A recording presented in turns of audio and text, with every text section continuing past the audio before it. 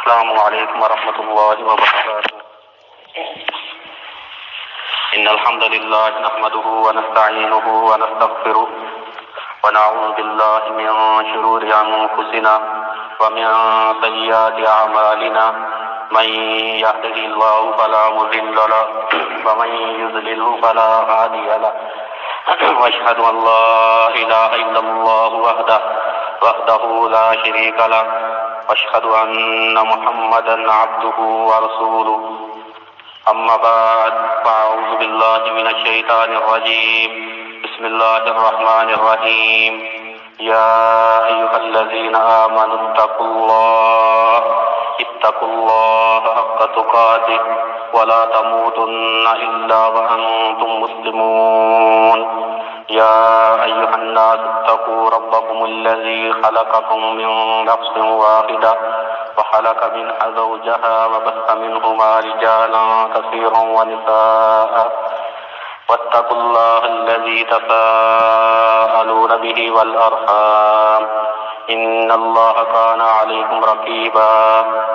يا أيها الذين آمنوا اتقوا الله وقولوا قولا سديدا يصلح لكم أعمالكم ويغفر لكم ذنوبكم ومن يطع الله ورسوله فقد فاز فوزا عظيما. فإن خير الحديث كتاب الله وخير الهدي هدي محمد صلى الله عليه وسلم وشر الأمور محدثاتها وكل محدثة بدعة وكل بدعة ضلالة وكل ضلالة في النار. أعوذ بالله من الشيطان الرجيم. بسم الله الرحمن الرحيم. وإن يمسسك الله بضر فلا كاشف له إلا هو وإن يردك بخير فلا راد لفضله يصيب به من يشاء من عباده وهو الغفور الرحيم.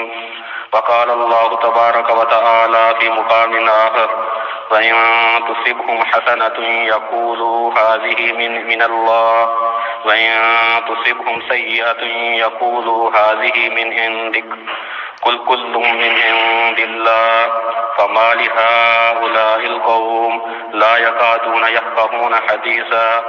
وقال النبي صلى الله عليه وسلم إن كان الشوم في شيء ففي الدار والمرأة والفرس. رواه البخاری. تمام جسم کی تعریفات حمد و ثنا اللہ رب العزت کی ذات کے لیے اور درود و سلام صادق المصدوق جناب محمد رسول اللہ صلی اللہ علیہ وسلم کی ہستی مبارکہ کے لیے. معزز سامعین، توحید اللہ کی ایسی نعمت ہے جو اصل اساس بنیاد کی، جس طرح عمارت کی بنیادیں ہوتی ہیں، اسی طرح دین اسلام کی بنیاد توحید ہے. بغیر بنیاد کے عمارت کھڑی نہیں ہو سکتی. اسی طرح بغیر توحید کے اسلام قبول نہیں. توحید جس کی جتنی پختہ ہوگی وہ دنیا اور آخرت کے تمام اس کے معاملات جو ہیں وہ بہترین چلیں گے. دنیا اور آخرت کی فلاح اور فلاح اسی کے لیے ہے. لیکن جس کی توحید پختہ نہ ہو، توحید کے اندر کئی چور رستے ہوں اس کی توحید کے اندر، تو وہ دنیا کے اندر بھی پتھروں سے، شجروں سے، کبوں سے، پیروں سے، مریدوں سے ڈر کے رہے گا. اور کل روز قیامت اس کے لیے اللہ رب العزت نے عذاب تو الگ سے تیار کر کے رکھا ہے. حضرت امین، عرب کے جو حالات جو تھے وہ توہم پرستی، بدشگونی اور اسی طرح نحوست، یہ عقیدہ ان کا ہوا کرتا تھا.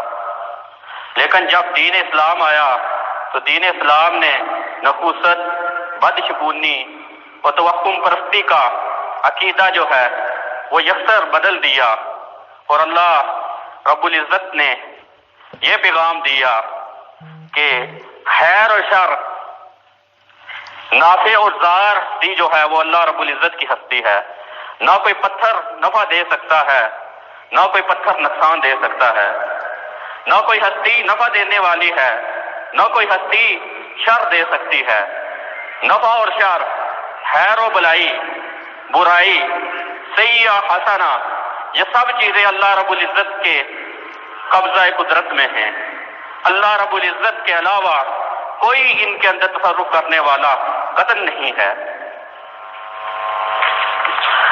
توہم پرستی کا عقیدہ سابقہ جو مشرکین تھے ان کا عقیدہ تھا، جیسا کہ قوم صالح علیہ السلام کی قوم سمود جو ہے، ان کو جب صالح علیہ السلام نے دعوت پیش کی تو آگے سے انہوں نے کیا کہا؟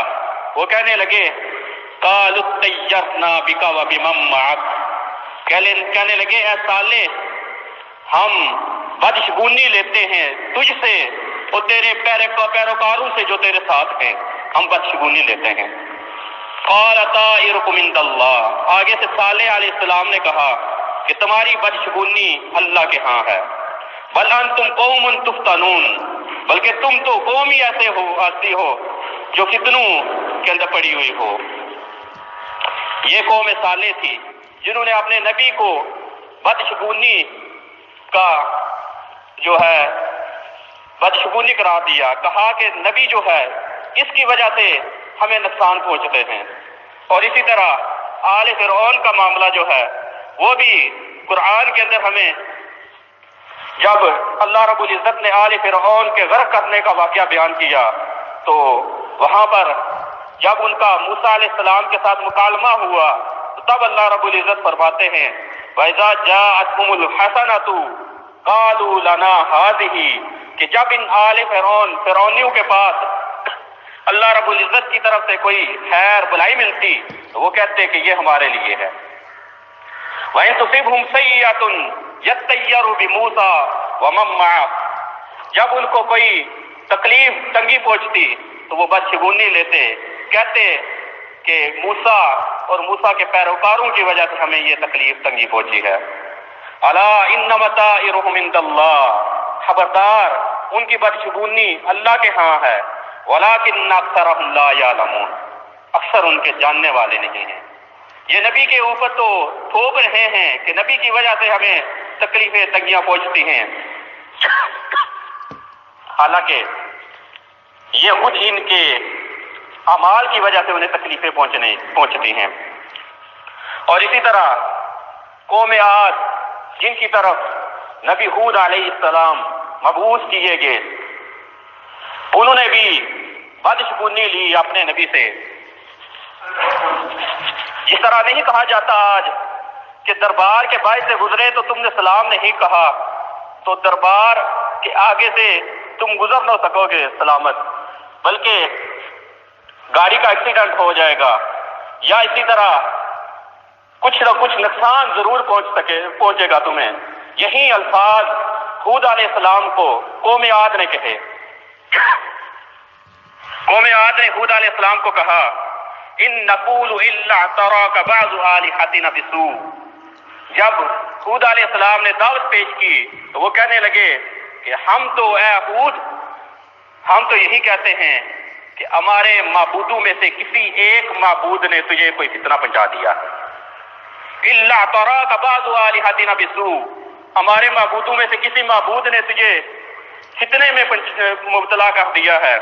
قال انی اشہد اللہ واشہد انی بریء مما تشرکون، آگے سے ہود علیہ السلام نے کہا کہ اے قوم یہ یاد رکھنا میں اللہ کو بھی گواہ بناتا ہوں اور تم بھی اس بات پر گواہ رہو کہ میں وہ شرک نہیں کرتا جو تم کرتے ہو، جس شرک کے اندر تم ملوث ہو میں اس شرک کے اندر ملوث قطعاً نہیں ہوں۔ اسی طرح نبی کریم صلی اللہ علیہ وسلم کی ہستی مبارکہ کو بھی مشرکین نے کہا کہ ان کی وجہ سے ہمیں تنگیاں تکلیفیں پہنچتی ہیں، بدشگونیاں انہوں نے نبی کریم صلی اللہ علیہ وسلم کے متعلقہ بھی کی۔ سورۃ النساء کے اندر ہے، اللہ رب العزت فرماتے ہیں وَإِن تُصِبْهُمْ حَسَنَةٌ، فرمایا کہ جب ان مشرکین کو کوئی بلائی خیر ملتی ہے، یقول هَٰذِهِ مِنْ عِنْدِ اللَّهِ، وہ کہتے ہیں یہ اللہ کی طرف سے ہے۔ وَإِن تُصِبْهُمْ سَيِّئَةٌ يَقُولُ هَٰذِهِ مِنْ عِنْدِكَ، اگر انہیں کوئی تکلیف پہنچتی تو وہ نبی صلی اللہ علیہ وسلم کو کہتے کہ یہ آپ کی طرف سے ہے، تنگی تکلیف ہمیں پہنچی، آپ کی وجہ سے ہمیں تکلیف پہنچی ہے۔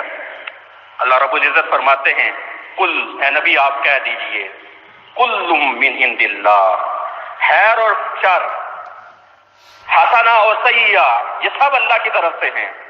فما لہؤلاء القوم، ان قوم والوں کو کیا ہو گیا ہے، لا یکادون یفقہون حدیثا، نہیں ہے قریب کہ یہ بات کو سمجھیں، یفقہون حدیثا، کہ بات کو سمجھیں، یعنی کہ مشرکین یہ بات کو سمجھنے والے نہیں، الزام تو نبی پر تھوپ رہے ہیں، حالانکہ خود ان کے اعمال کی وجہ سے انہیں تکلیفیں تنگیاں آتی ہیں، لیکن الزام نبی پر لگاتے ہیں کہ نبی کی وجہ سے ہمیں تکلیف آئی ہے۔ یہ جو حالات جو عرب کے تھے ان کا عقیدہ تھا۔ بنو سعد والوں نے زمام بن ثعلبہ رضی اللہ تعالی عنہ کو نبی صلی اللہ علیہ وسلم کی خدمت کے اندر بھیجا۔ زمام بن ثعلبہ پہلے اسلام نہیں لائے تھے، جب انہوں نے بھیجا تو ان کا واقعہ اسلام لانے کا لمبا حدیث کے اندر آتا ہے۔ جب اللہ کے نبی کے پاس آئے تو اللہ کے نبی کی دعوت کو سن کے مسلمان ہو گئے۔ جب اپنی قوم والوں کے پاس گئے تو سب سے پہلے بات انہوں نے جو کہی نا، سب سے پہلے زمام بن ثعلبہ کی جو بات تھی، محدثین نے لکھا ہے، روات نے یہ روایت اسی طرح آگے منتقل کی ہے کہ پہلی بات زمام کی کیا تھی، ان اول ما تکلم بی، پہلی بات سعد نے بنو سعد کے زمام بن ثعلبہ نے بنو سعد کے اندر جا کر کیا کی، کہا بیست اللات والعزیٰ، لات اور عزیٰ کا برا ہو، لات اور عزیٰ کا برا ہو۔ آگے سے قوم والے کیا کہتے ہیں، قوم والے کہنے لگے یا زمام اتق البرص والجذام والجنون، اے زمام تو ڈر کوڑ پن سے، برس کی بیماری سے، جنون کی بیماری سے۔ تو معبودوں کو اس طرح کہتا ہے، ان معبودوں کی وجہ سے تمہیں کوڑ کی بیماری لگ جائے گی، برس کی بیماری لگ جائے گی، جنون کی، پاگل پن کی بیماری لگ جائے گی۔ زمام کو انہوں نے کہا۔ آگے سے زمام کہنے لگے وَإِلَكُمْ إِنَّهُمَا وَاللَّهِ لَا يَضُرَّانِ لَا يَنفَعَانِ، آگے سے زمام بن ثعلبہ نے کہا تمہارے لیے ہلاکت ہو ہے بنو سعد والو، اللہ کی قسم یہ دونوں جو دو ہستیاں ہیں لات اور عزیٰ، نہ یہ مجھے نقصان پہنچا سکتی ہیں نہ نفع دے سکتی ہیں۔ نفع دینے والی ہستی، نقصان پہنچانے والی ہستی وہ اللہ کی ہستی ہے، یہ تو پتھر کی مورتیاں ہیں۔ آج بھی یہی ہوتا ہے نا، درخت کے پاس سے گزرے، درختوں کے اوپر انہوں نے جو ہے چڑیاں گاڑی ہوئی ہیں، کپڑے لٹکائے ہوئے ہیں کہ بس درخت کو بابرکت سمجھا، جس کو اگر چوما چاٹا نہیں آگے نکل گئے تو نقصان پہنچ جائے گا۔ اگر دربار کے پاس سے گزر کے گاڑی گزار کے چلے گئے، چندہ نہیں ڈالا ان پر وقتوں کو، جو مریض ادھر کھانے کے لیے شرابی بیٹھے ہیں ان کے لیے، تو ہماری گاڑی جو ہے سلامت اپنے منزل مقصود تک نہیں پہنچے گی۔ یہی بدشگونیاں کی جاتی ہیں نفوست، اور اسی طرح توہم پرستی آج کل کے جو کہتے ہیں کہ ہم پڑھے لکھے لوگ ہیں، ان کے اندر بھی یہی جو حلا والی بیماری پائی جاتی ہے۔ سورۃ الحج کی آیت مبارکہ جو ہے اس کی تفسیر کے اندر حضرت عبداللہ ابن عباس رضی اللہ تعالیٰ عنہ کا قول ہے۔ سورۃ الحج کی آیت مبارکہ ہے کہ اللہ رب العزت فرماتے وَمِنَ النَّاسِ مَن يَعْبُدُ اللَّهَ عَلَى حَرْفٍ فَإِذَا أَصَابَهُ خَيْرٌ اطْمَأَنَّ بِهِ، فرمایا کہ لوگوں میں سے بعض لوگ ان کی کیا حالت ہوتی ہے کہ وہ اللہ کی عبادت اس طریقے سے کرتے ہیں، کنارے پر کھڑے ہو کر اللہ کی عبادت کرتے ہیں۔ فَإِنْ أَصَابَهُ خَيْرٌ، اگر ان کو کوئی خیر پہنچ گئی اللہ کی عبادت کی وجہ سے، اطمأنَّ بِهِ، وہ مطمئن ہو جائیں گے۔ اور آگے فرمایا وَإِنْ أَصَابَتْهُ فِتْنَةٌ انقلب عَلَى وَجْهِهِ، اگر ان کو کوئی فتنہ آزمائش پہنچ گئی تو وہ پیچھے مڑ جائیں گے، یعنی کہ کنارے پر تھے تب وہ صحیح اسلام کے اندر داخل نہ ہوں گے۔ حسرت الدنیا والآخرہ، اللہ رب العزت فرماتے ہیں ایسے لوگوں کے لیے دنیا کا بھی نقصان ہے، آخرت کا بھی نقصان ہے۔ فرمایا ذالک هو الخسران المبین، یہی یقینی طور پر واضح طور پر بہت بڑا نقصان ہے کہ جس کی دنیا بھی برباد ہوگی، آخرت بھی برباد ہوگی۔ اس آیت مبارکہ کی وضاحت کے اندر حضرت عبداللہ بن عباس رضی اللہ تعالیٰ عنہ، بخاری کے اندر ان کا قول ہے، وہ کہتے ہیں کہ اصل میں یہ ہوتا تھا کہ ایک آدمی مدینہ کے اندر آتا اسلام لانے کے لیے، فَإِنْ وَلَدَتْهُ امْرَأَتَهُ غُلَامًا، اگر اس کی بیوی بچہ جن لیتی، اور نتیجت حیلہ، یا اس کی گوڑی بچے کو جن لیتی، تو وہ کہتا ھذا دین صالح، یہ تو دین بڑا صالح دین ہے۔ فرمایا کہ وَإِن لَمْ تَلِدْ، اگر اس کی بیوی بچہ نہ جنتی، وَلَمْ تُنْتَجْ حَیلُهُ، اور نہ اس کا گوڑی کا بچہ پیدا ہوتا، تو وہ کہتا ھذا دین سوء، یہ تو برا دین ہے۔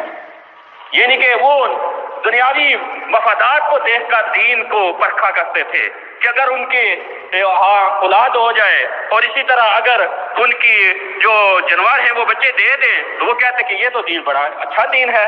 اگر ان کے بچہ نہ پیدا ہو اور اسی طرح جانور بچے نہ جنیں، تو وہ کیا کہتے، یہ تو برا دین ہے۔ یعنی کہ پھر وہ دین کے بارے میں بدشگونیاں کرنے لگتے، نحوست قرار دیتے دین کو، کہ دین کے قبول کی وجہ سے ہمیں کیا ہے کہ بچہ نہیں ہو رہا۔ اسی طرح کا ایک واقعہ اللہ کے نبی صلی اللہ علیہ وسلم کے زمانہ کے اندر پیش آیا۔ اللہ کے نبی صلی اللہ علیہ وسلم کے زمانہ کے اندر ایک بدو اللہ کے نبی کے پاس آیا مدینہ کے اندر، وہ کہتا ہے کہ میں بیعت کرنا چاہتا ہوں اسلام کی۔ اللہ کے نبی نے اس کی اسلام کی بیعت لی، بیعت اسلام لی اس کی، تو وہ بیمار ہو گیا مدینہ کے اندر آ کے۔ تو دوسرے دن پھر آیا اللہ کے نبی کے پاس، کہنے لگا عقلنی بیعتی، اے اللہ کے نبی میری بیعت توڑ دے، میں بیعت کو برقرار نہیں رکھنا چاہتا۔ اللہ کے نبی نے انکار کیا، واپس بھیج دیا پھر اسے۔ پھر دوسرے دن آیا، پھر اللہ کے نبی کو کہتا ہے عقلنی بیعتی، اے اللہ کے نبی میری بیعت کو توڑے، میں بیعت کو برقرار نہیں رکھ سکتا۔ تو پھر اللہ کے نبی نے اسے واپس بھیج دیا دوسرے دن بھی۔ تیسرے دن پھر آیا، وہ کہنے لگا عقلنی بیعتی، میری بیعت کو توڑے اللہ کے نبی، کیونکہ وہ اس بیماری کی وجہ سے تنگ آ گیا تھا۔ اسلام لایا، فوراً بیماری آ گئی تھی اس کو، تو اس نے سمجھا کہ یہ اسلام نبوت والا ہے، بدشگونی اس نے اختیار کی۔ تو اللہ کے نبی نے تیسرے دن بھی اسے واپس بھیج دیا۔ اور ساتھ اللہ کے نبی صلی اللہ علیہ وسلم نے فرمایا المدینۃ کالقیر تنفی خبثها وتنزع طیبها، فرمایا کہ مدینہ جو ہے یہ آگ کی بھٹی کی طرح ہے۔ فرمایا کہ یہ کیا کرتا ہے، تنفی خبثها، یہ جو میل کچیل ہوتی ہے اس کو باہر نکال کے پھینک دیتا ہے، وتنزع طیبها، اور جو جوہر ہوتا ہے، اصل مال ہوتا ہے، اس کو اپنے اندر لے آتا ہے مدینہ۔ اس کا دل ہی نہیں تھا اسلام لانے کا۔ اللہ کے نبی نے فرمایا کہ مدینہ ایسے لوگوں کو پسند نہیں کرتا، لیکن مدینہ ان لوگوں کو باہر پھینک مارتا ہے جن کے دلوں کے اندر میل کچیل ہوتی ہے، جو اسلام کو نحوست کا باعث سمجھتے ہیں، جو اسلام کے بارے میں بدشگونیاں اختیار کرتے ہیں۔ معزز سامعین، نحوست اس کے کئی ایک نقصانات ہیں۔ سب سے یہ ہے نقصان اس کا، نحوست، توہم پرستی، بدشگونی، یہ اس کا ایک نقصان یہ ہے کہ عقیدہ، تقدیر کا عقیدہ جو ہے، تقدیر الہی کا عقیدہ جو ہے، یہ نحوست بالکل اس کے برعکس ہے۔ تقدیر کا عقیدہ کیا ہے کہ اللہ رب العزت نے جو لکھا وہ نقصان پہنچا، جو اللہ نے نفع لکھا وہ نفع ملا۔ لیکن نحوست کا عقیدہ یہ ہے نہیں، مجھے اس کی وجہ سے جو ہے نقصان پہنچا ہے، مجھے اس کی وجہ سے نفع پہنچا ہے۔ یہ عقیدہ بالکل تقدیر الہی کے عقیدے کے برعکس ہے، خلاف ہے۔ اللہ رب العزت فرماتے ہیں سورۃ یونس کے اندر، جیسا کہ میں نے آپ کے سامنے یہ پہلی آیت مبارکہ جو تلاوت کی تھی، وَإِن يَمْسَسْكَ اللَّهُ بِضُرٍّ فَلَا كَاشِفَ لَهُ إِلَّا هُوَ، فرمایا کہ اگر اللہ تکلیف پہنچانا چاہے تو فَلَا كَاشِفَ لَهُ إِلَّا هُوَ، تو اس کی تکلیف کو کوئی نہیں دور کر سکتا۔ اللہ تکلیف پہنچائے تو کوئی ہستی نہیں ہے جو اللہ کی دی ہوئی تکلیف کو دور کر سکے۔ وَإِن يُرِدْكَ بِخَيْرٍ فَلَا رَادَّ لِفَضْلِهِ، فرمایا اگر اللہ کسی کو بھلائی پہنچا دے، خیر پہنچا دے، تو خیر پہنچا دی اللہ نے، تو کوئی دنیا کے اندر ایسی ہستی نہیں ہے جو اس خیر کو کھینچ لے اس سے، نہیں، خیر پہنچا دی تو اللہ کے علاوہ کوئی خیر کو شر کے اندر بدلنے والا نہیں ہے۔ من یشاء من عبادی، اللہ ہی یہ کام کرتا ہے اپنے بندوں کے اندر، خیر جس کو چاہتا ہے دیتا ہے، جس کو چاہتا ہے شر دیتا ہے۔ وَهُوَ الْغَفُورُ الرَّحِيمُ، وہ بہت زیادہ معاف کرنے والا بھی ہے اور بہت زیادہ رحم کرنے والا بھی ہے۔ اور اسی طرح اللہ رب العزت نے فرمایا ایک اور مقام پر سورۃ الحدید کے اندر، اللہ رب العزت نے فرمایا ما اصاب من مصیبت فی الارض، فرمایا کہ جو دنیا کے اندر، جو زمین کے اندر تکلیف پہنچتی ہے، ولا فی انفسکم، اور جو جانوں کو نقصان پہنچتا ہے، تکلیف پہنچتی ہے، الا فی کتاب من قبل ان نبرأها، فرمایا کہ یہ تو کتاب کے اندر پہلے لکھی جا چکی ہے اس کے ہمارے پیدا کرنے سے پہلے ہی، یعنی کہ ہم نے تو تقدیر کے اندر اسے پہلے لکھ دیا تھا، اس تکلیف کے آنے سے پہلے ہم نے تقدیر کے اندر لکھ دیا تھا۔ تو تقدیر کے اندر جو لکھا ہوتا ہے وہی ملنا ہوتا ہے، نفع یا نقصان۔ لیکن کسی ذات کو، کسی شخص کو، کسی پتھر کو، کسی شجر کو یہ اس کے بارے میں عقیدہ رکھ لینا کہ اس کی وجہ سے نفع نقصان تکلیف پہنچی ہے، یہ نفوست، توہم پرستی، بدشگونی جو ہے عقیدہ توحید کے اندر یہ کالی ضرب لگانے والی ہے۔ اور اسی طرح اللہ رب العزت نے ایک اور مقام پر فرمایا کہ نفع اور ضار، یعنی کہ نفع پہنچانے والی ہستی اور تکلیف پہنچانے والی ہستی ایک ہی ہستی ہے، اللہ کی ہستی ہے۔ اور یہ مشرکین مکہ بھی مانا کرتے تھے کہ نفع پہنچانے والی، نقصان پہنچانے والی ہستی اللہ کی ہستی ہے۔ اللہ رب العزت فرماتے ہیں وَلَئِن سَأَلْتَهُم مَّنْ خَلَقَ السَّمَاوَاتِ وَالْأَرْضَ، اے نبی آپ ان سے پوچھے مشرکین سے کہ کون ہے جو آسمانوں کو پیدا کرنے والا ہے اور زمین کو پیدا کرنے والا ہے؟ لا یقولن اللہ، تو وہ کہیں گے کہ اللہ ہی پیدا کرتا ہے ان کو۔ قل، اے نبی آپ کہہ دیں افرائیتم ما تدعون من دون اللہ، کیا خیال ہے تمہارا کہ جن کو تم اللہ کے علاوہ پکارتے ہو، ان ارادانی اللہ بضر هل ہن کاشفات ضرہ، کہ اگر اللہ مجھے کوئی تکلیف پہنچا دے تو تمہارے معبود میری تکلیف کو دور کر سکیں گے؟ او ارادانی برحمت، یا اللہ مجھے کوئی رحمت پہنچا دے، هل ہن ممسکات رحمتہ، تو کیا ان میں سے کوئی میری رحمت کو کھینچ لینے والا ہے، رحمت کو روک لینے والا ہے؟ اللہ سے رحمت کو روک لے، مجھے رحمت نہ پہنچنے دے۔ قل حسبی اللہ، اے نبی آپ کہہ دیجیے اللہ کافی ہے۔ علیہ یتوکل المتوکلون، اس پر توکل کرنے والے لوگ توکل کرتے ہیں۔ متوکلین کا توکل اللہ کے اوپر ہی ہوتا ہے، یعنی کہ اللہ رب العزت کی ہستی ذار بھی ہے، اللہ رب العزت کی ہستی نافع بھی ہے۔ نفع اور شر کی پیدائش کے اعتبار سے جو نسبت ہے وہ اللہ کی طرف کی جائے گی، لیکن اسباب کے اعتبار سے وہ کسی انسان کی طرف تکلیف کی نسبت کی جا سکتی ہے۔ یہ عقیدے کا مسئلہ ہے۔ اور اسی طرح کیا کوئی چیز منحوس ہو سکتی ہے؟ بدشگونی کسی چیز کے متعلقہ اختیار کی جا سکتی ہے؟ اس کے متعلقہ ایک حدیث مبارکہ میں آپ کے سامنے رکھنا چاہتا ہوں، جس کے اندر جو حدیث مبارکہ اس مسئلے کو بالکل صاف واضح کر دینے والی ہے کہ کیا کسی چیز کے اندر نحوست ہو سکتی ہے۔ صحیح بخاری کا حدیث مبارکہ ہے، اللہ کے نبی صلی اللہ علیہ وسلم نے فرمایا ان کان الشوم فی شیء، فرمایا اگر نحوست، بدشگونی، توہم پرستی کسی چیز کے اندر ہوتی تو فقر داری والمرأتی والفرسی، یہ بخاری کی روایت ہے۔ فرمایا کہ پھر تین چیزوں کے اندر بدشگونی ہوتی، ایک گھر کے اندر، ایک بیوی کے اندر، اور ایک فرمایا گھوڑے کے اندر یعنی کہ سواری کے اندر ہوتی۔ لیکن یہ حدیث مبارکہ کے الفاظ کیا بتا رہے ہیں؟ ان کان الشوم فی شیء، اگر بدشگونی کسی چیز کے اندر ہوتی تو یہ بات تھی، ان تین چیزوں کے اندر ہوتی، تو گویا کہ ان کے اندر بھی نہیں تو پھر کسی چیز کے اندر نہیں ہے۔ جو اللہ کے نبی نے چیزیں بتائی ہیں ان کے اندر نہیں تو باقی کے اندر کس طرح ہو سکتی ہے؟ تو کسی چیز کے اندر نحوست نہیں ہوتی، بدشگونی اس کو قرار دینا یہ غلط بات ہے، یہ عقیدہ کے منافی بات ہے۔ اور اسی طرح بدشگونی جو ہے یہ شرک ہے، بدشگونی اختیار کرنا یہ شرک ہے۔ حضرت عبداللہ بن مسعود رضی اللہ تعالیٰ عنہ بیان کرتے ہیں اللہ کے نبی صلی اللہ علیہ وسلم نے فرمایا الطیرۃ شرک، الطیرۃ شرک ثلاثا، اللہ کے نبی صلی اللہ علیہ وسلم نے 3 مرتبہ فرمایا بدشگونی شرک ہے، بدشگونی شرک ہے، بدشگونی شرک ہے، 3 دفعہ اللہ کے نبی نے فرمایا۔ اور ساتھ فرمایا وما منا الا، ہاں ہم میں سے کسی کو وہم پیدا ہو جاتا ہے، اللہ کے نبی نے ساتھ یہ بتا دیا بدشگونی ہے شرک، لیکن وہم پیدا ہو جاتا ہے ہم میں سے کسی کو، لیکن فرمایا یذہب اللہ بالتوکل، اللہ رب العزت اس وہم کو توکل کے ساتھ دور کر دیتے ہیں، اس وہم کا کیا کہتے ہیں کہ وہم ختم ہو جاتا ہے توکل کے ساتھ۔ اللہ رب العزت کے اوپر جس کا توکل ہوگا، وہم اگر اس کے ذہن کے اندر پیدا بھی ہوگا تو وہ توکل کی وجہ سے وہم چلا جائے گا۔ اور اسی طرح بدشگونی کی وجہ سے انسان جو ہے وہ اللہ رب العزت کی ایک نعمت جو ہے جنت میں سے بھی بلند جو مقامات ہیں وہ نہیں اس سے مل سکتے جو بدشگونی اختیار کرتا ہے۔ جو نحوست رکھتا ہے وہ جنت کے اعلیٰ مقامات سے محروم رہے گا۔ اللہ کے نبی صلی اللہ علیہ وسلم نے فرمایا لن یلج الدرجات الاولی من تکہنا او استقسما، فرمایا کہ 3 قسم کے آدمی جو ہیں وہ جنت کے بلند مقامات سے محروم رہیں گے۔ فرمایا من تکہنا، ایک وہ آدمی جو کہانت کرتا ہے، اور ایک فرمایا او استقسما، اور دوسرا وہ جو فال نکال کے خیر اور بلائی کو معلوم کرتا ہے. اور اسی طرح فرمایا او رجع من سفر تطیرا، جو سفر سے واپس آ جاتا ہے بدشگونی لیتے ہوئے، نحوست لیتے ہوئے، یعنی کہ رستے کے اندر جاتا ہے. جیسے آج کل نہیں ہوتا کہ رستے کے اندر جاتے ہیں، کوئی آدمی مل گیا تو کہتے ہیں کہ یہ ایسا بدبخت آدمی ہے جس کی وجہ سے ہمارا سفر بھی خراب ہوگا، کوئی نقصان پہنچے گا، واپس آ جاتے ہیں. تو فرمایا کہ جو سفر کے اندر گیا نحوست کی وجہ سے، بدشگونی کی وجہ سے واپس آ گیا اپنے گھر کے اندر، فرمایا کہ لن یلج الدرجۃ الاولی، وہ جنت کے بلند جو مقامات ہیں ان کے اندر داخل قطع نہیں ہو سکے گا.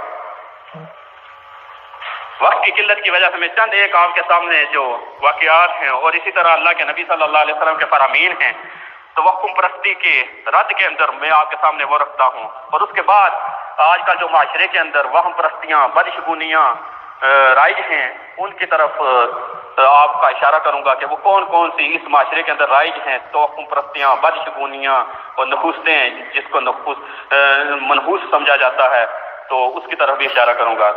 تو توہم پرستی کے بارے میں جیسا کہ آج کل بھی ہوتا ہے کہ سورج گرہن، چاند گرہن لگا تو لوگ توہم پرستی، بدشگونی کا شکار ہو جاتے ہیں. اللہ کے نبی کے زمانہ کے اندر بھی ایک دفعہ سورج گرہن لگا. سورج گرہن لگا بھی اس دن جس دن اللہ کے نبی صلی اللہ علیہ وسلم کا بیٹا جو تھا وہ فوت ہوا تھا. تو اللہ کے نبی کا بیٹا فوت ہوا، سورج گرہن لگ گیا. تو کفار کہنے لگے کہ سورج کو گرہن اس لیے لگا ہے کہ یہ اللہ کے نبی کا بیٹا فوت ہوا ہے. اللہ کے نبی نے فرمایا نہیں، ایسی بات نہیں ہے. ان الشمس والقمر آیتان من آیات اللہ، سورج اور چاند جو ہیں وہ اللہ کی نشانیوں میں سے دو نشانیاں ہیں. اور فرمایا کہ لا ينخسفان لموت احد ولا لحیاتہ، فرمایا کہ سورج اور چاند کو گرہن کسی کی نہ زندگی کی وجہ سے لگتا ہے، یعنی کہ پیدائش کی وجہ سے لگتا ہے، اور نہ کسی کی وفات کی وجہ سے لگتا ہے. یہ سورج گرہن اور چاند گرہن، یہ اللہ رب العزت نے ان کا ایک کیا کہتے ہیں کہ سرکل رکھا ہے، وہ گھومتے ہیں، اس کی وجہ سے ان کو گرہن لگ جاتا ہے. لیکن یہ کہنا کہ کسی کی موت کی وجہ سے یا کسی کی زندگی پیدائش کی وجہ سے اس کو گرہن لگ گیا، یہ قطعاً درست نہیں ہے. اور اسی طرح اللہ کے نبی صلی اللہ علیہ وسلم نے سانپ کے بارے میں فرمایا، جیسا کہ آج کل نہیں ایک توہم پرستی، بدشگونی پائی جاتی ہے کہ اگر آپ نے مذکر سانپ کو مار دیا تو مؤنث سانپ آپ کو قطع نہیں چھوڑے گا، زندگی بھر آپ کا پیچھا کرے گا، آپ کو ڈس لے گا. یہ بدشگونی پائی جاتی ہے معاشرے کے اندر. اللہ کے نبی صلی اللہ علیہ وسلم نے فرمایا، سنن ابی داؤد کے اندر بھی روایت ہے اور اسی طرح مسند احمد کے اندر بھی روایت ہے اور روایت سندن حسن درجہ کی ہے. اللہ کے نبی صلی اللہ علیہ وسلم نے فرمایا من ترک الحیات مخافۃ قلبہن، فرمایا کہ جس آدمی نے سانپوں کو مارنے سے رک گیا، جو آدمی سانپ کو مارنے سے رک گیا، کس وجہ سے؟ مخافۃ قلبہن، کہ اس سانپ کی جو مؤنث ہے وہ ڈس لے گی، اس کی وجہ سے. مخافۃ طلبہن، ان مؤنثوں کے ڈر کی وجہ سے رک گیا سانپ، جو مادہ سانپ ہے اس کے ڈر کی وجہ سے سانپ کو مارنے سے رک گیا. فرمایا فلیس منا، وہ ہم میں سے نہیں ہے. سنن ابی داؤد کی روایت ہے، صحیح درجہ کی روایت ہے. اور فرمایا ما سالمنا منذ حاربنا کننا، فرمایا اللہ کے نبی صلی اللہ علیہ وسلم نے جب سے ہمارا اس سانپوں کے ساتھ لڑائی ہے تب سے ان کے ساتھ صلح نہیں ہوئی. ما سالمنا منذ حاربنا، جب سے فرمایا ان سانپوں کے ساتھ ہماری لڑائی ہے تب سے ان سانپوں کے ساتھ ہماری صلح نہ ہو سکی. تو لہذا یہ تو ہم بدشگونی رکھنا کہ مذکر سانپ کو مار دیا تو مؤنث سانپ جن کی بر پیچھا کرتا ہے وہ چھوڑے گا نہیں، ڈسے گا، نقصان پہنچائے گا، یہ قطعاً درست نہیں ہے، یہ عقیدہ کی منافی بات ہے. اور اسی طرح ستاروں کے متعلقہ عقیدے رکھنا کہ ستارے کسی کی موت اور حیات کی وجہ سے یا کسی واقعہ کی وجہ سے یہ ٹوٹتے ہیں، یہ غلط بات ہے. اللہ کے نبی صلی اللہ علیہ وسلم ایک دن مسجد کے اندر بیٹھے ہوئے تھے، صحابہ بھی بیٹھے ہوئے تھے، ستارہ ٹوٹا. اللہ کے نبی صلی اللہ علیہ وسلم نے فرمایا ماذا کنتم فی الجاہلیۃ بمثل ھذا، فرمایا کہ اس جیسے جو واقعات ہوتے تھے جاہلیت کے اندر، اے صحابہ تم کیا کہا کرتے تھے جاہلیت کے اندر؟ جب تم اسلام کی دولت سے منور نہیں ہوئے تھے تو تمہارا کیا عقیدہ تھا ان کے متعلقہ کہ ستارے ٹوٹتے تھے؟ تو فرمایا صحابہ نے اللہ و رسولہ اعلم کننا نقول، اللہ اور رسول بہتر جانتا ہے، ہاں ہم یہ کہتے تھے کہ ولدت اللیلۃ رجل عظیم او مات رجل عظیم، ہم یہ کہتے تھے کہ کوئی عظیم آدمی، دنیا کا سب سے بڑا آدمی یا تو پیدا ہوا ہے یا مر گیا ہے جس کی وجہ سے ستارہ ٹوٹا ہے. اللہ کے نبی نے آخر میں وضاحت کر دی یہ ستارے کسی کی موت اور حیات کی وجہ سے نہیں ٹوٹتے بلکہ ان کی وجہ یہ ہوتی ہے کہ اللہ رب العزت کچھ احکامات اپنے جو فرشتے ہیں، مقرر فرشتے ہیں، ان کو دیتے ہیں. وہ فرشتے ان احکامات کو سن کے وہ کیا کہتے ہیں جی کہ ان کی ترتیب لگی ہوتی ہے، وہ آگے دوسرے فرشتوں کو وہ اللہ کے احکامات پہنچاتے ہیں، تو جو احکامات ان فرشتوں نے سنے ہوتے ہیں اگلے فرشتوں کو پہنچاتے ہیں، تو درمیان میں شیطان جن جو ہوتے ہیں وہ سنتے ہیں، تو پھر کیا ہوتا ہے، پھر اللہ رب العزت کے حکم کی وجہ سے، اللہ رب العزت کے حکم کے ساتھ ان شیطانوں کو، ان جنوں کو یہ اللہ رب العزت جو ہے ستارے مارتے ہیں، شعلے پڑھتے ہیں، تو یہ وہ ستارے ٹوٹنا ہوتا ہے، اللہ کے نبی صلی اللہ علیہ وسلم نے بیان کیا۔ اور اسی طرح جانوروں کے گلوں کے اندر جو ہے تانتے باندھ لینا، قلادے باندھ لینا، یہ بھی بدشگونی لیتے ہوئے کہ اس کو رسی باندھ لی ہے، اور اسی طرح تعویذات یہ بھی اسی کے اندر ہی آ جاتے ہیں، تو اس کو اس لیے باندھ لیا، یا جوتی کو لٹکا لیا، گاڑی کے پیچھے جوتی کو لٹکا لیا۔ یہ انسانی عقل دیکھیں، انسان نے جوتی پیر کے اندر، پاؤں کے اندر پہنی ہوئی ہے تو وہ اسے نظر لگ جاتی ہے، لیکن گاڑی کے پیچھے باندھ لی تو کیا وہ نظر سے بچ سکے گا؟ پتہ نہیں یار کیا کہتے ہیں جی کہ آج کل ہم یہ تو کہتے ہیں کہ ہم تعلیم یافتہ ہو گئے ہیں، لیکن ہم عرب کے جو حالات جاتے ہیں بالکل اسی طرح، جوتی پیچھے گاڑی کے لگائی ہوئی ہے، نظر بد سے بچ جائیں گے۔ اور اسی طرح اللہ کے نبی صلی اللہ علیہ وسلم درختوں کو بابرکت جنات، اللہ کے نبی صلی اللہ علیہ وسلم جنگ حنین سے واپس آ رہے تھے، تو رستے کے اندر ٹھہرے تو صحابہ جو تھے، کچھ نئے صحابہ جو نئے اسلام انہوں نے لایا تھا، وہ کہنے لگے اللہ کے نبی صلی اللہ علیہ وسلم کو، انہوں نے دیکھا ایک مقام پر کہ کافروں کے لیے ایک درخت ہے جہاں اس کو وہ بابرکت سمجھتے ہیں، اپنے اسلحے وہاں پر لٹکاتے ہیں جا کر، تو وہ کہنے لگے اللہ کے نبی صلی اللہ علیہ وسلم کو اجعل لنا ذات انوات کما لهم ذات انوات، اللہ کے نبی ہمارے لیے بھی ایک ذات انوات درخت جو ہے وہ مقرر کر دیں، جس طرح ان کافروں کا ذات انوات ہے، وہ بابرکت ایک درخت کو سمجھتے ہیں، ہمارے لیے بھی خاص کر دیں کہ یہ درخت خاص ہے، ہم اس کو بابرکت سمجھیں گے، اس کے اوپر اسلحے لٹکائیں گے اور اس کو بابرکت سمجھیں گے۔ اللہ کے نبی صلی اللہ علیہ وسلم نے کیا فرمایا؟ اللہ کے نبی نے فرمایا سبحان اللہ ھذا کما قال قوم موسیٰ، یہ تو تم نے ایسے ہی کہا جیسے قوم موسیٰ نے کہا تھا موسیٰ علیہ السلام کو۔ کیا کہا تھا قوم موسیٰ نے موسیٰ علیہ السلام کو؟ کہ اجعل لنا الہا کما لہم آلہہ، کہ اے موسیٰ ہمارے لیے بھی ایک الہ بنا لے، ایک الہ مقرر کر لے جس طرح ان کافروں کے لیے ایک الہ ہے، آل فرعون کے لیے، فرعونیوں کے لیے جس طرح کئی الہ ہیں، اے موسیٰ ہمارے لیے ایک الہ جو ہے وہ مقرر کر دے۔ تو اللہ کے نبی صلی اللہ علیہ وسلم نے فرمایا کہ والذی نفسی بیدی لترکبن سنن من کان قبلکم، فرمایا کہ اللہ کی قسم، اس ہستی کی قسم جس کے ہاتھ کے اندر میری جان ہے، لترکبن سنن من کان قبلکم، تم ضرور ان طریقوں کو اوپر چلو گے جو سابقہ امتوں کے طریقے تھے، یعنی کہ جو ہلاک کے جو طریقے تھے تم ان کے اوپر چلو گے۔ تو آج کل بھی آپ دیکھ لیں معاشرے کے اندر کئی ایک توقم پرستیاں، بدشگونیاں پائی جاتی ہیں، عقیدہ کی خرابیاں پائی جاتی ہیں کہ بالکل عرب کے بدھوں سے بھی کیا کہتے ہیں کہ ہم نیچے درجے پر چلے گئے ہیں۔ عرب کے بدھ وہ تو چند ایک چیزوں سے ڈرتے تھے، آج ہم پتھر سے بھی ڈریں گے، درخت سے بھی ڈریں گے، اور اسی طرح ہم کسی انسان سے بھی ڈریں گے، بلی سے بھی ڈریں گے، الو سے، کوے سے ڈریں گے۔ تو اللہ رب العزت ہمارے حال پر رحم فرمائے۔ واستغفر اللہ لی ولکم ولسائر المسلمین والمسلمات وآخر دعوانا ان الحمد للہ رب العالمین۔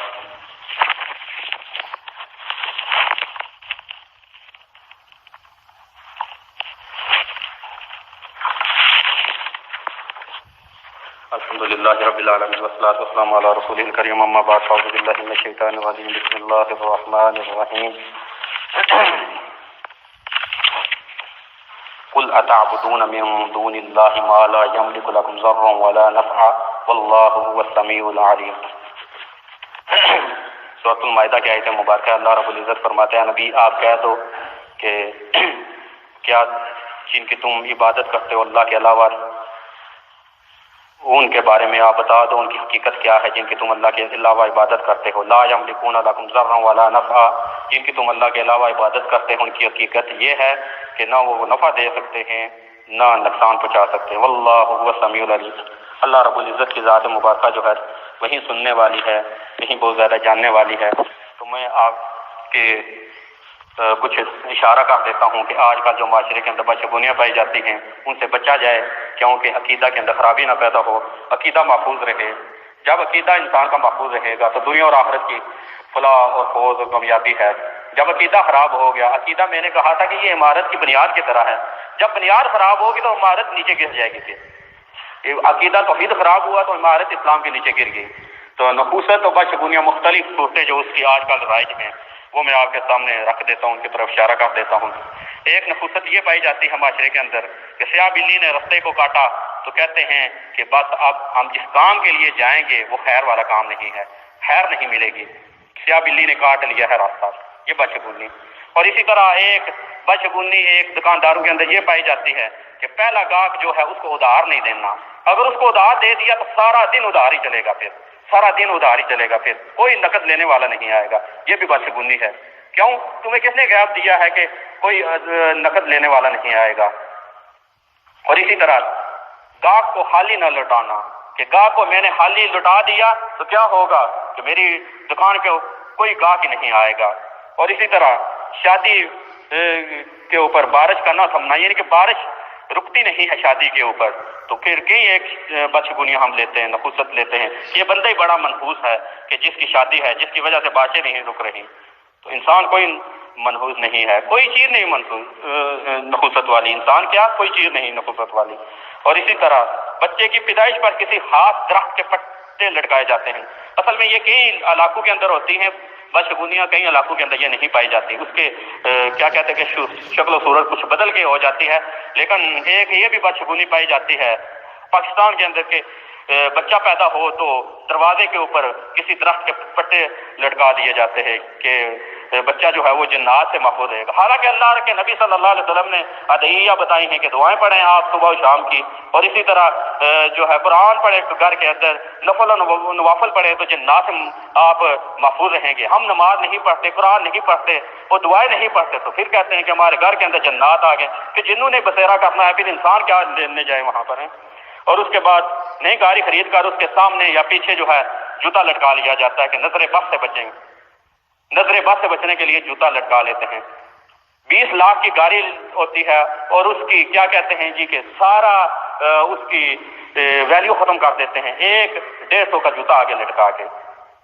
اور اس کے بعد بچے کے پاس تالا رکھا جاتا ہے یا چھری رکھی جاتی ہے کہ بچے کے سرانے پر چھری رکھ دی جائے۔ اسی طرح کا ایک واقعہ حضرت عائشہ صدیقہ رضی اللہ تعالیٰ عنہا کے ساتھ بھی پیش آیا۔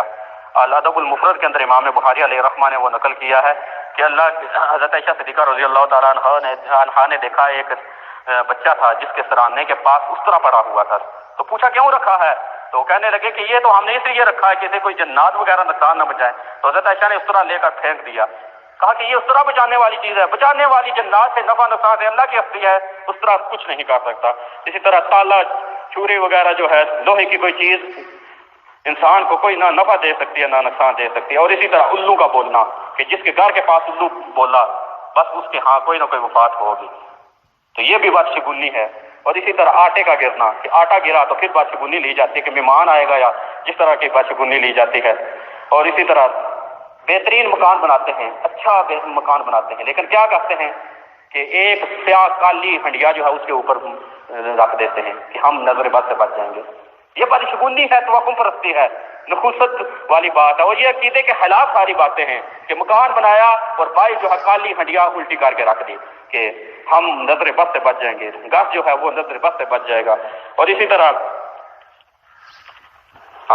کسی سڑک کے پاس سے گزرتے ہوئے دربار وغیرہ ہو تو آپ دیکھتے ہیں اکثر کہ گاڑی سے ہاتھ نکال کر سلام کہتے ہیں جی کہ سلام بابا جی کو، کہ بابا جی کو سلام نہ کہا تو بچا لیں گے، اور بابا جی کا اندر پتہ نہیں کیا حال ہوگا، تو بھائی سے سلام کہہ رہا ہے انہیں۔ اور اسی طرح ایک واقعہ چھوٹا تھا، اصل میں 5 سے 10 منٹ میں آپ کے مزید لوں گا، آج 1 بجے جمعہ ختم کرنا ہوتا ہے تو 5 سے 10 منٹ میں آپ کے مزید لینا چاہتا ہوں کہ یہ ایک جو بحث ہم نے شروع کی یا موضوع شروع کیا یہ اختتام پذیر ہو سکے۔